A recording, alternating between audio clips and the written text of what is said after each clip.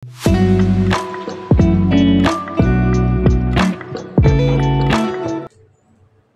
2 siap? Siap. Kelompok 2 siap? Siap. Kodeti psikologi. Kodeti psikologi. Kodeti psikologi. Go kelompok 2.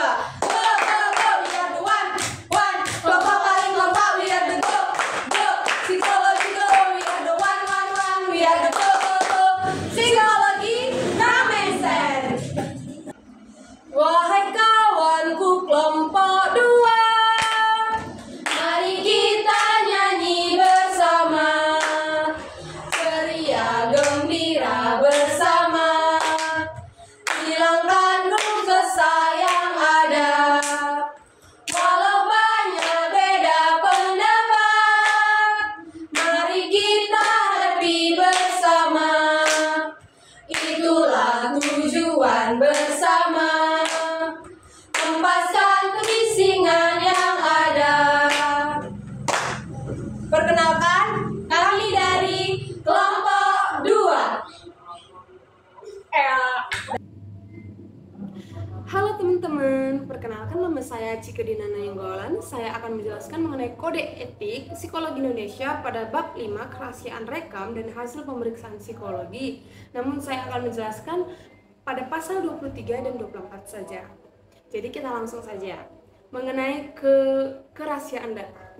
Salah satu penekanan nilai profesionalisme seorang psikolog itu terletak pada kemampuannya dalam menjaga rahasia.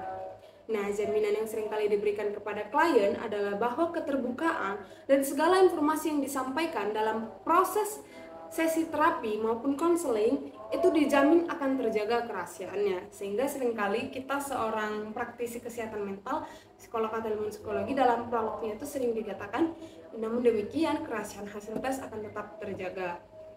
Ilmuwan Van de Kruik, Gansjorik, dan Fisher pada tahun 2008 menyatakan bahwa kerahasiaan adalah suatu keharusan utama yang harus diperhatikan dan diprioritaskan oleh para praktisi kesehatan mental, baik itu seorang psikolog maupun ilmuwan psikologi.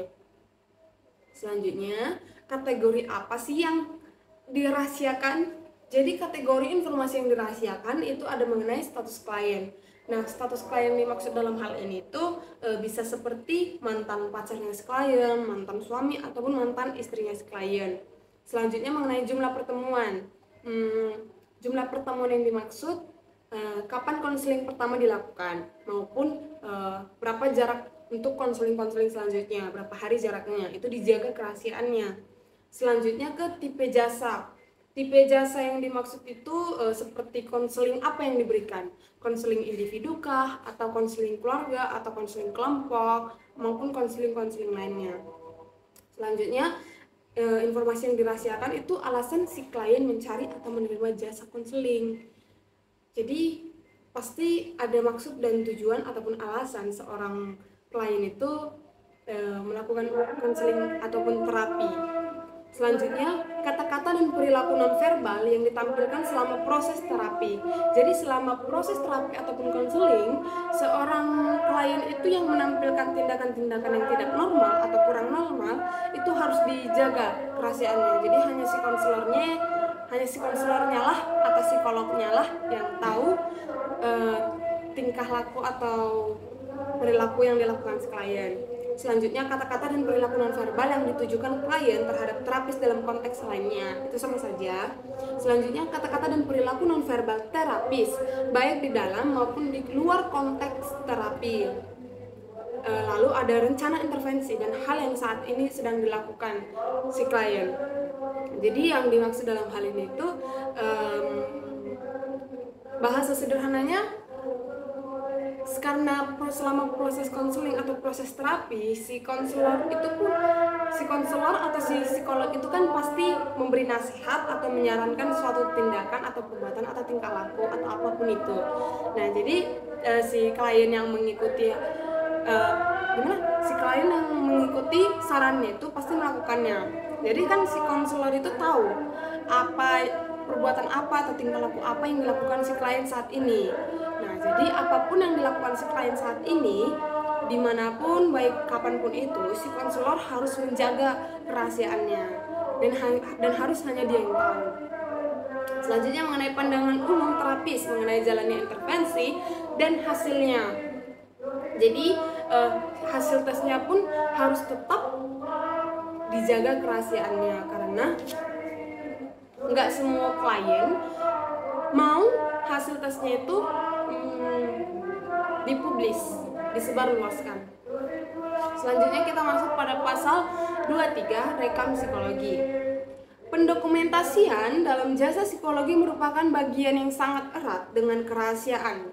Nah, dikatakan dalam Kode Etik Psikologi Indonesia, berbagai hal yang berkaitan dengan pendokumentasian ini disebut sebagai rekam psikologi, terdapat pada pasal 23. Nah, hal-hal yang perlu didokumentasikan oleh seorang psikolog atau ilmuwan psikologi itu bisa berupa berhubungan dengan penelitian atau praktek atau karya lainnya. Kita masuk ke isi dari pasal 23, rekam psikologi. Jenis rekam psikologi adalah rekam psikologi lengkap dan rekam psikologi terbatas. Yang pertama itu rekam psikologi lengkap, yang dimana psikolog atau ilmuwan psikologi membuat, menyimpan ataupun mengarsipkan, menjaga, memberikan catatan dan data yang berhubungan dengan penelitian, praktik dan karya lain sesuai dengan hukum yang berlaku dan dengan cara yang sesuai dengan ketentuan Kode Etik Psikologi Indonesia. Jadi seorang psikolog dalam menjalankan tugasnya, baik itu dengan dia membuat atau menyimpan atau menjaga seperti yang dikatakan tadi, itu harus berdasarkan Kode Etik Psikologi. Selanjutnya ke B, itu psikolog atau ilmuwan psikologi membuat dokumentasi atas karya profesional dan ilmiah mereka untuk, jadi ini ada tujuannya. Yang pertama, memudahkan pengguna layanan psikologi mereka di kemudian hari, baik oleh mereka sendiri atau profesional lainnya. Jadi maksud dari sini itu tujuan pendokumentasian ini ibarat kata semakin banyak pengalaman yang kalian kumpulkan, itu kalian akan semakin profesional dalam bertugas. Jadi kalian dengan mendokumentasikan tugas-tugas kalian atau pengalaman-pengalaman kalian, itu kalian bisa belajar kembali dari sebelum-sebelumnya.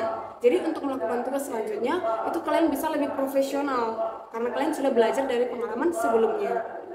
Selanjutnya yang kedua itu mengenai bukti pertanggungjawaban telah dilakukannya pemeriksaan psikologi. Jadi itu juga sebagai bentuk atau bukti sebagai pertanggungjawaban bahwa dia sudah menjalankan tugasnya dalam pemeriksaan psikologi.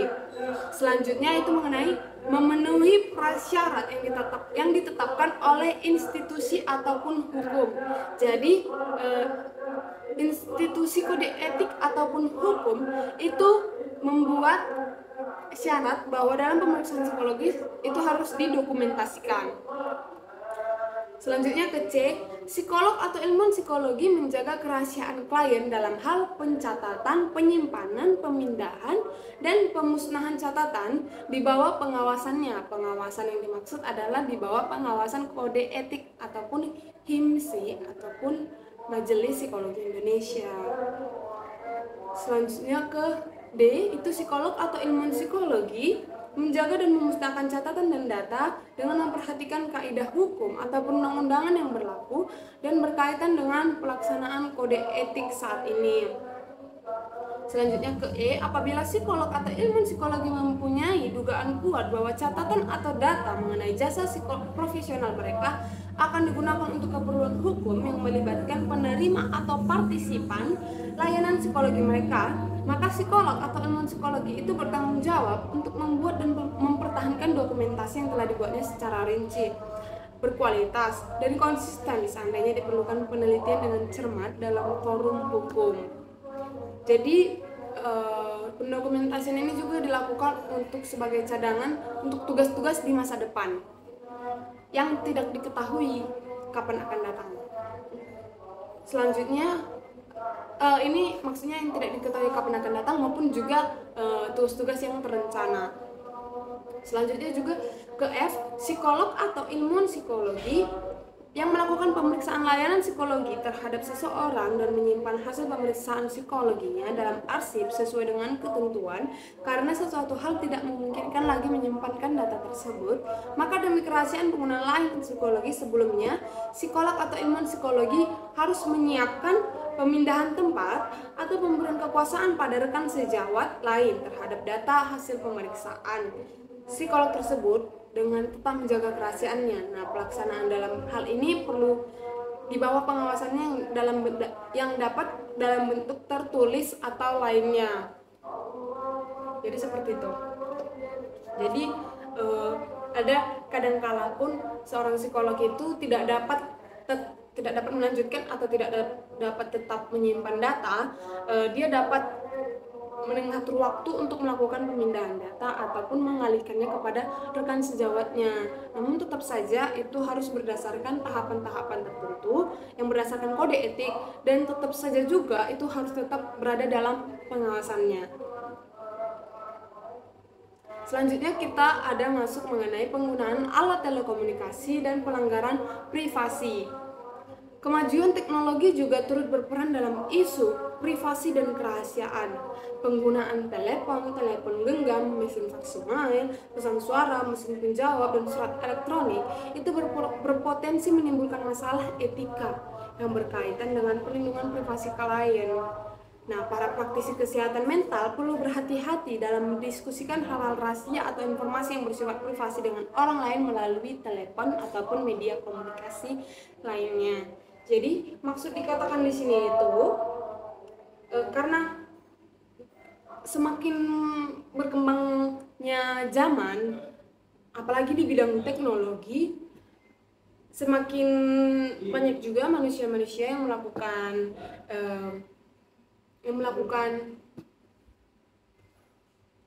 elektronik itu tidak benar, melakukan media sosial itu tidak benar, seperti bisa saja dia membajak ataupun menyadap pesan, menyadap telepon. Jadi diharapkan seorang psikolog atau ilmu psikologi itu diharapkan harus berhati-hati semaksimal mungkin apabila ingin menginformasikan sesuatu hal yang berhubungan dengan kesehatan mental, baik itu kesehatan mental si klien atau mungkin mengenai praktek atau penelitian atau karya lain.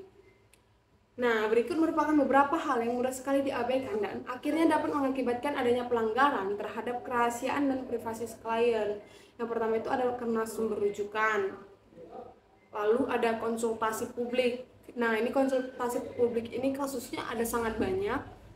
Dapat kita akses dari platform Facebook atau YouTube atau Instagram atau lainnya. Lalu dari gosip-gosip.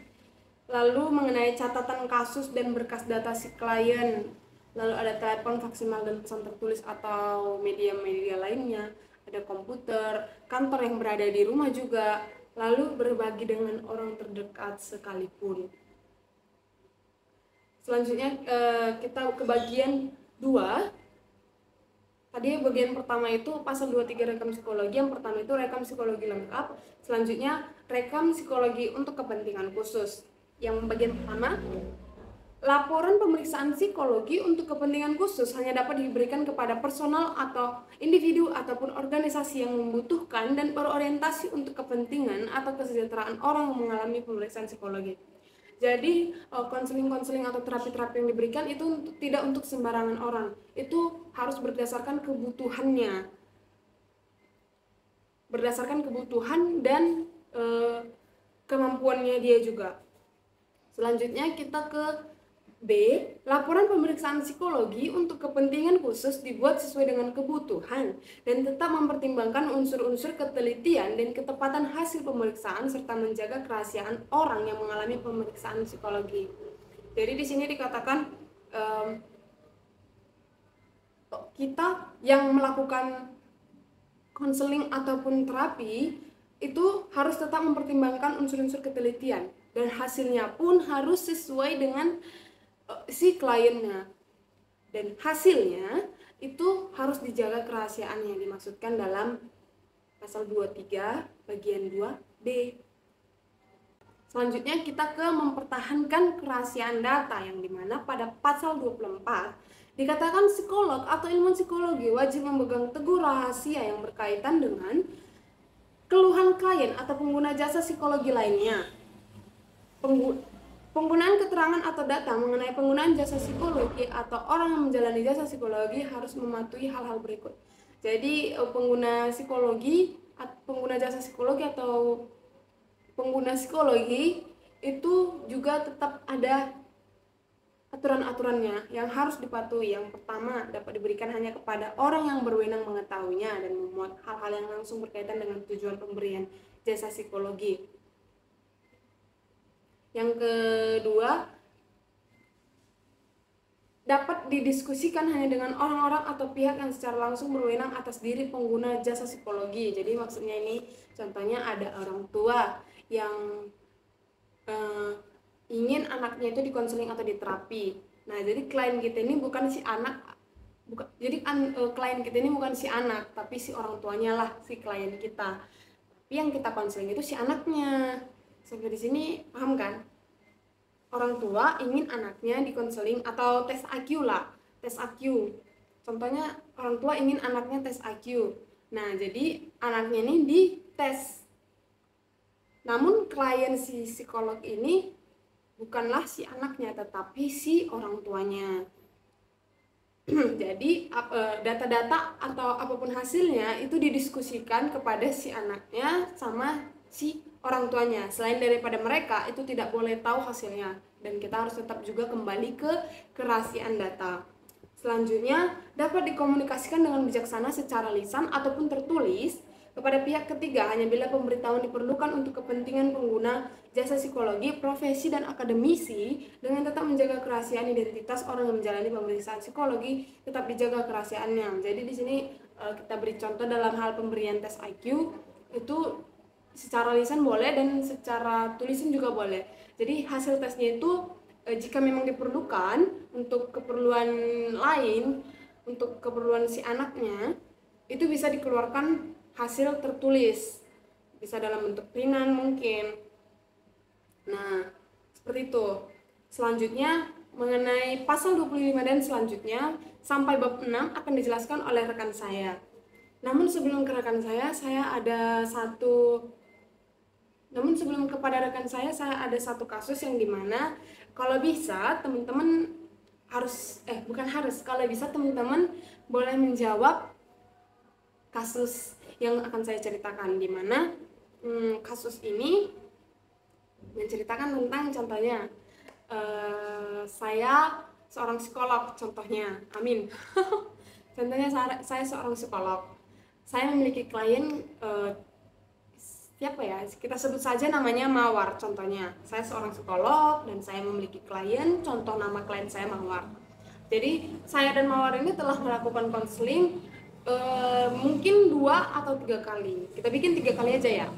Saya dan Mawar ini telah melakukan konseling 3 kali. Jadi kami sudah mulai berhubungan lah, seorang psikolog, konselor, dan kliennya. Lalu suatu hari saya dan teman saya, sebut saja nama teman saya Lauren. Saya dan teman saya makan di suatu restoran. Jadi, namun ternyata saya dan teman saya Lauren makan di suatu restoran. Jadi kami duduk. Lalu tiba-tiba ada orang yang menghampiri saya dan ternyata itu adalah Mawar. Dia datang sambil senyum menghampiri saya. Lalu kami berbincang-bincang sambil dia mengantarkan kami makanan. Lalu berbincang-bincang lagi. Lalu Mawar kembali untuk melayani tamu atau pengunjung yang datang yang lain, lalu dia pergi. Lalu saya dan Lauren sisa berdua di meja makan. Nah, jadi kan si Lauren melihat bagaimana saya dan Mawar ini berbincang-bincang seperti orang yang sudah akrab. Jadi dia penasaran nih, dia bertanya pada saya, apakah kamu kenal dia? Bagaimana kamu mengenal dia? Kata si Lauren kepada saya. Nah, yang menjadi pertanyaan saya kepada teman-teman adalah, apakah saya harus menjawab pertanyaan si Lauren? Dan bagaimana saya menjawab Lauren? Sampai sini paham? Yang dimana Lauren nanya apakah kamu kenal dia, bagaimana kamu kenal dia, berarti saya harus menjelaskan kepada Lauren kalau Mawar itu adalah klien saya. Mawar itu bla bla bla bla bla bla bla bla bla. Jadi sementara dikatakan di sini itu adalah kerahasiaan data maupun kerahasiaan si klien maupun alasan dia konseling. Nah, itu menjadi pertanyaan saya kepada teman-teman. Apakah saya harus menjawab pertanyaan si Mawar? Dan bagaimana saya menjawab pertanyaan si Mawar? Sementara kita kembali ke kerahasiaan data tersebut tadi. Sekian dari saya. Selanjutnya akan dijelaskan oleh rekan saya. Mendiskusikan batasan kerahasiaan data kepada pengguna layanan psikologi. 1. Materi diskusi. A. Psikolog atau ilmuwan psikologi membicarakan informasi atau kerahasiaan data dalam memberikan konseling pada pengguna layanan psikologi, yaitu seperti perorangan, organisasi, mahasiswa, atau partisipan penelitian dalam menjalankan tugasnya sebagai profesional. Materi yang dibicarakan dalam memberikan konseling tidak boleh mengganggu kehidupan pribadi pengguna layanan psikologi. Laporan yang diberikan baik itu lisan atau tertulis harus sesuai dengan kesepakatan atau perjanjian yang telah dibuat. Lanjut, 2. Lingkup orang. Pembicaraan yang berkaitan dengan layanan psikologi hanya dilakukan dengan mereka yang secara jelas terlibat dalam permasalahan atau kepentingan tersebut. Keterangan atau data yang diperoleh dapat diberitahukan kepada orang lain atas persetujuan pemakai layanan psikologi atau penasehat hukumnya.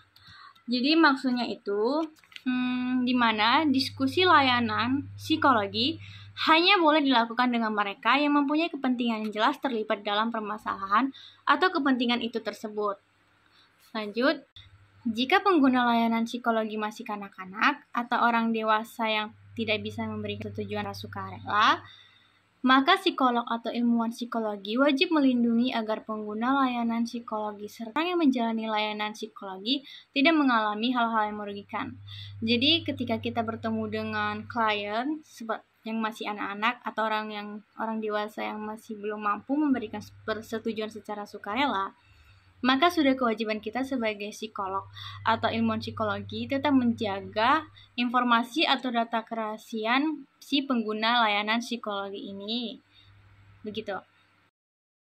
Selanjutnya, apabila psikolog atau ilmuwan psikologi melakukan konsultasi antar sejawat, ada perlu yang diperhatikan dalam menjaga kerahasiaan.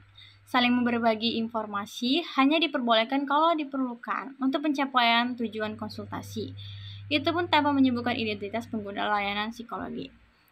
Di kondisi adalah jika sesama psikolog atau ilmuwan psikologi melakukan konsultasi peer atau peer, ya, ada beberapa yang diperhatikan dalam menjaga kerahasiaan. Komunikasi informasi diperbolehkan jika itu diperlukan, dan itu bertujuan untuk konseling. Itu pun identitas layanan psikologi tidak boleh diberitahukan atau diungkapkan. Menurut Fisher, berikut merupakan langkah-langkah praktis secara etis yang dapat dilakukan untuk melindungi hak kerahasiaan klien. 1. Persiapan. Informasikan kepada klien tentang keterbatasan kerahasiaan dan sadari akan adanya keterbatasan sendiri. Diskusikan tentang pentingnya kerahasiaan dengan klien Anda. Kedua, ungkapkan kebenarannya di muka. Informasikan kepada klien Anda tentang keterbatasan bahwa perlu adanya penekanan akan kerahasiaan dan upayakan memperoleh persetujuan dari klien akan keterbatasan ini sebelum akhirnya terikat dalam relasi yang sifatnya profesional dengan Anda. Baru 3, dapatkan persetujuan klien sebelum data diungkapkan. Dokumentasikan persetujuan dari klien sebelum data diungkapkan. Keempat, berikan respon yang etis terkait permintaan hukum terhadap pengungkapan data. 5, hindari hal-hal yang dapat dihindari berkaitan dengan kerahasiaan. Hindari membuat pengecualian yang tidak etis terhadap aturan kerahasiaan. Awasi pencatatan dan pendokumentasian hal-hal yang dilakukan dalam pemberian jasa. Keenam, bicarakan tentang kerahasiaan. Upayakan adanya dialog dengan klien tentang kerahasiaan jika diperlukan. Selanjutnya, pengungkapan kerahasiaan data. Pasal 26. Psikolog atau ilmuwan psikologi dari sejak awal sudah merencanakan agar data tetap terjaga kerahasiaannya. Bahkan ia meninggal dunia atau putus hubungan dengan posisinya atau tempat pekerjaannya. Psikolog atau ilmuwan psikologi perlu menyadari untuk pemilikan catatan data termasuk dalam klarifikasi rahasia, penyimpanan, pemanfaatan tersebut diatur oleh prinsip legal. Pencatatan data yang kerahasiaannya yang dilindungi mencakup data pengguna layanan psikologi tidak dikenai biaya atau pemotongan pajak sesuai hukum yang berlaku. Maksudnya di sini adalah bahwa sebelum mengadakan konseling atau pertemuan dengan pengguna layanan psikologi, kita sudah seharusnya merencanakan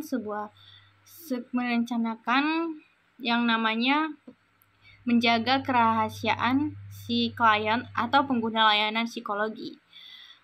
Walaupun si klien ini sudah tidak ada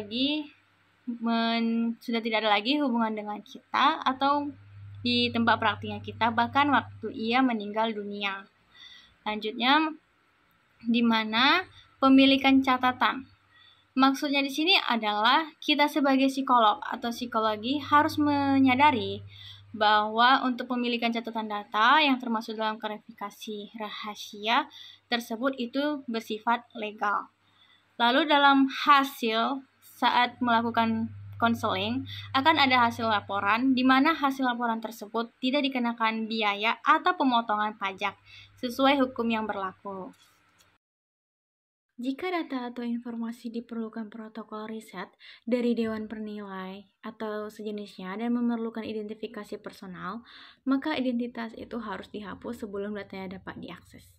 Jadi, jika dibutuhkannya sebuah identifikasi personal atau diperlukannya protokol riset dari Dewan Penilai, maka kita harus segera menghapus data tersebut sebelum dapat diakses. Dalam hal diperlukan pengungkapan rahasia, maka psikolog atau ilmuwan psikologi dapat membuka rahasia tanpa persetujuan klien hanya dalam keperluan hukum atau tujuan lain. Di sini dapat diketahui atau dipahami bahwa jika diperlukannya pengungkapan rahasia klien, dan itu kita boleh membuka atau mengungkapkan kerahasiaan itu hanya dalam rangka keperluan hukum atau tujuan tertentu, seperti itu. Informasi dan hasil pemeriksaan psikologi untuk tujuan pendidikan atau tujuan lain. 1. Pemanfaatan untuk tujuan pendidikan data dan informasi hasil layanan psikologi bila diperlukan untuk kepentingan pendidikan.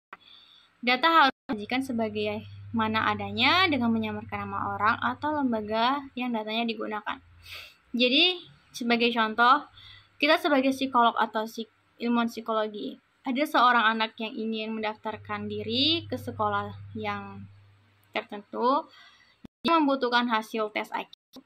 Nah, ketika anak tersebut ingin melakukan tes IQ, maka kita harus melakukan tes dengannya, di mana hasil tes nanti harus kita keluarkan sejujurnya, tanpa ada penambahan atau pengurangan pada hasil tesnya, sebagaimana adanya. Jujur, begitu. 2. Pemanfaatan untuk tujuan lain. A.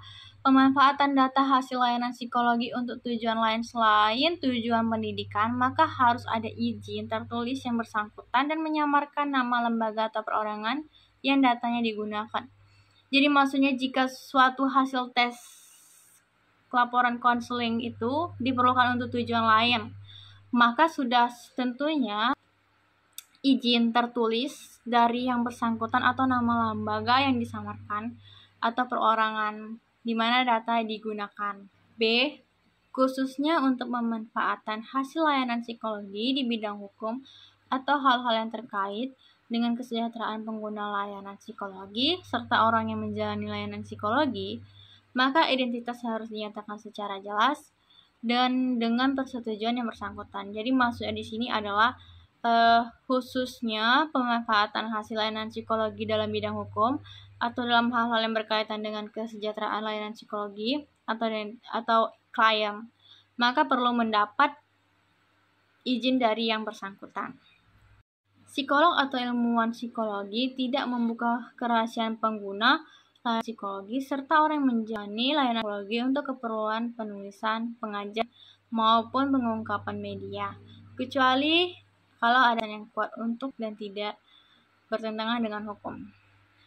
Jadi maksudnya di sini adalah kita sebagai psikolog atau ilmuwan psikologi, kita tidak boleh mengungkapkan atau memberitahu kepada media atau orang lain, baik itu untuk keperluan penulisan atau pengajaran dimanapun, kecuali ada alasan yang kuat dan tidak bertentangan dengan hukum, begitu. D.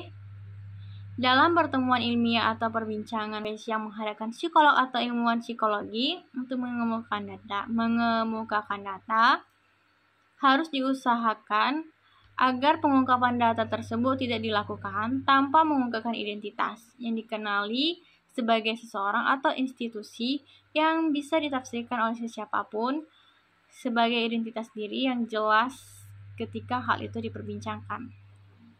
Jadi maksud di sini adalah jika ada pertemuan dengan antara psikolog atau ilmuwan psikologi untuk mengemukakan data, maka kita sudah seharusnya dan memang harus diusahakan agar kita tidak mengungkapkan data hasil klien tersebut, hasil laporan pengguna layanan psikologi tersebut, dan tidak bisa diketahui oleh orang atau dikenali sebagai institusi, dan tidak bisa ditafsirkan oleh siapapun pada saat identitas tersebut diperbincangkan.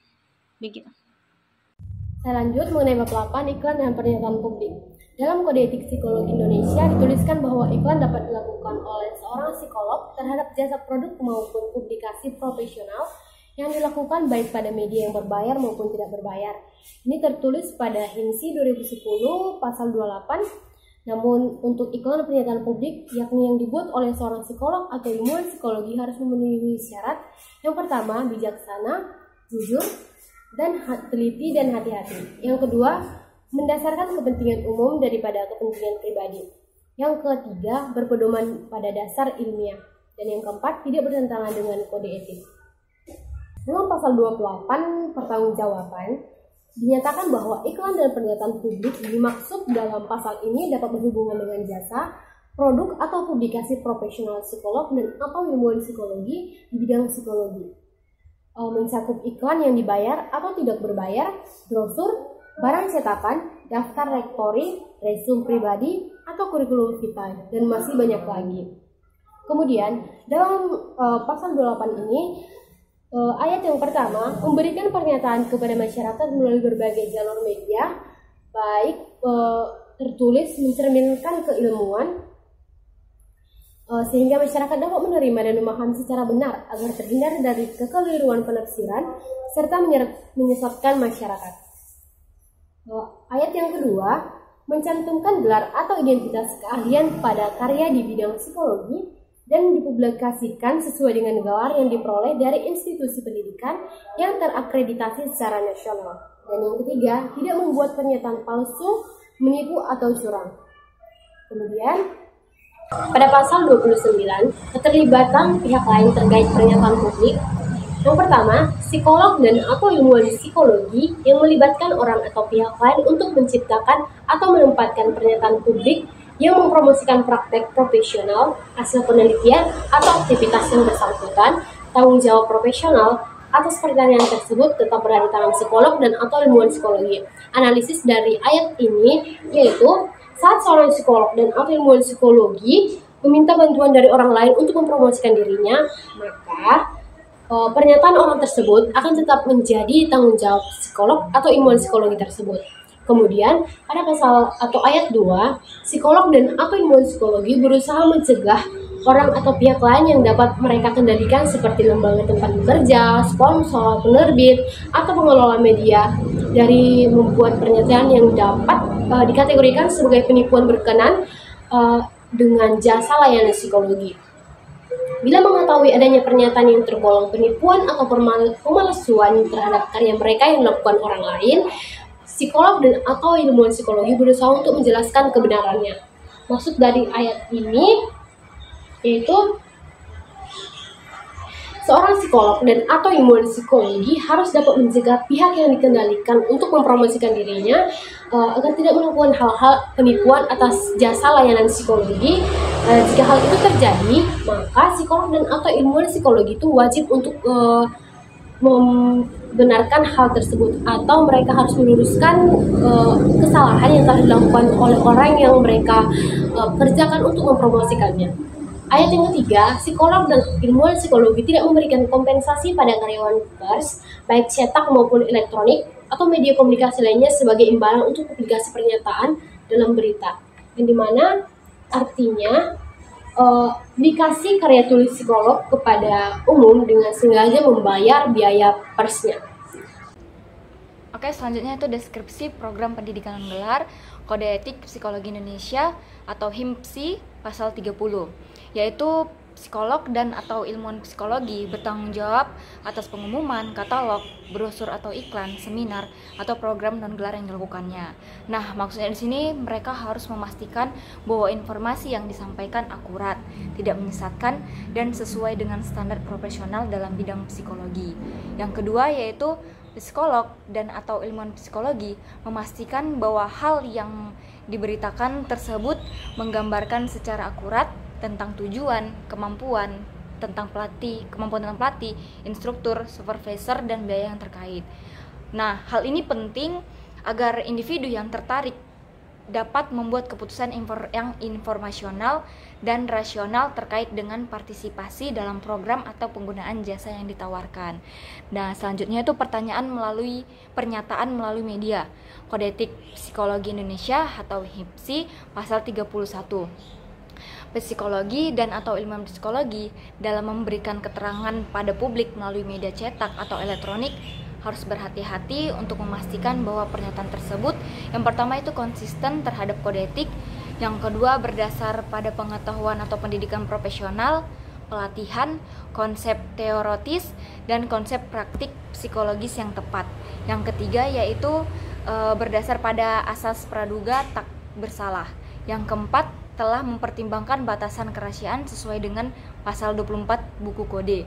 Yang kelima yaitu pernyataan melalui media terkait dengan bidang psikologi forensik terdapat dalam pasal 61 buku kode etik ini. Nah, sebagai contoh yaitu seorang mahasiswa psikologi diminta memberikan pendapat oleh salah satu media terkait dengan salah satu fenomena yang ada. Nah, media tersebut selalu menuliskan pendapat si mahasiswa dengan memberikan keterangan bahwa mahasiswa tersebut psikolog kepada psikolog.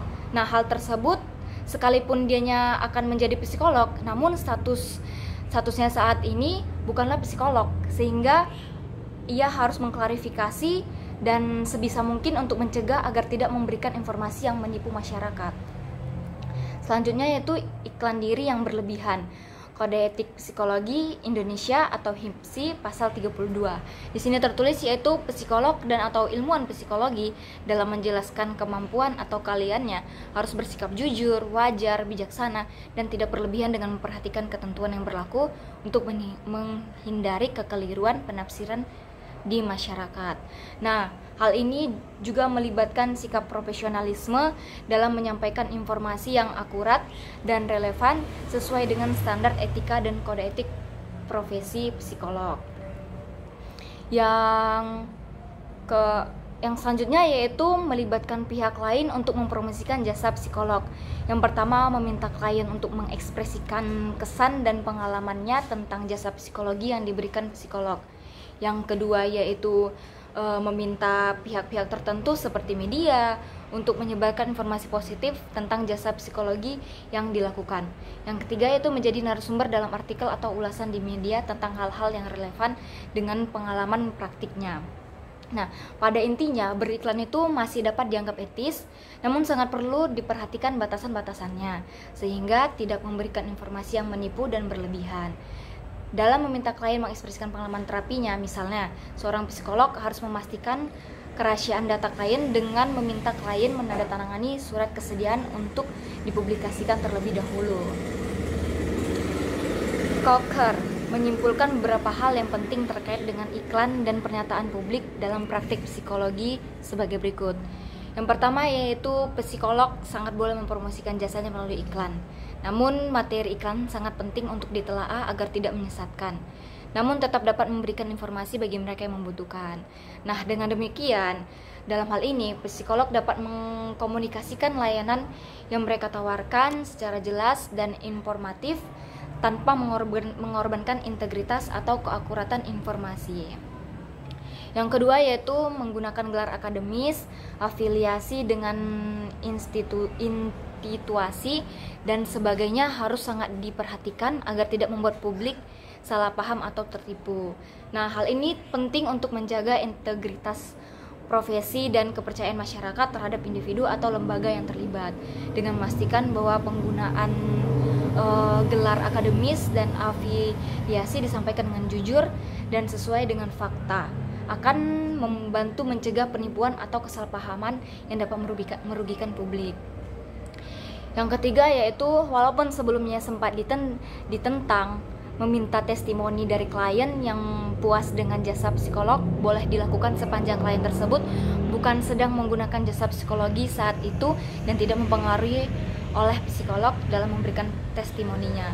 Nah, dalam hal ini bertujuan untuk memastikan kejujuran dan integritas testimoni serta mencegah potensi konflik kepentingan atau pengaruh yang tidak tepat dalam memberikan kesaksian tentang pengalaman dengan psikolog. Yang keempat yaitu, biaya jasa dapat disertakan dalam iklan, namun harus masuk akal dan tetap memperhatikan kode etik psikologi. Nah, maksudnya di sini yaitu bahwa dalam mengomunikasikan biaya jasa psikologis harus mempertimbangkan nilai-nilai etis dan kepekaan terhadap kondisi klien yang mungkin memerlukan layanan tersebut.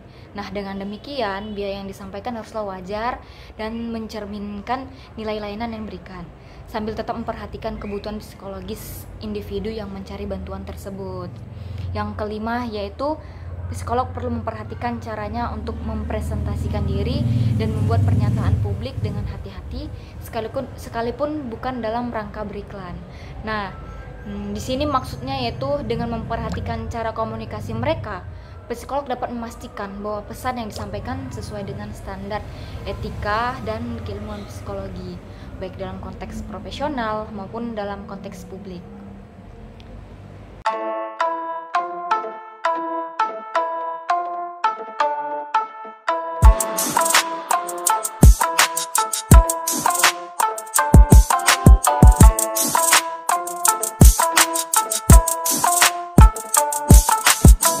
Thank you.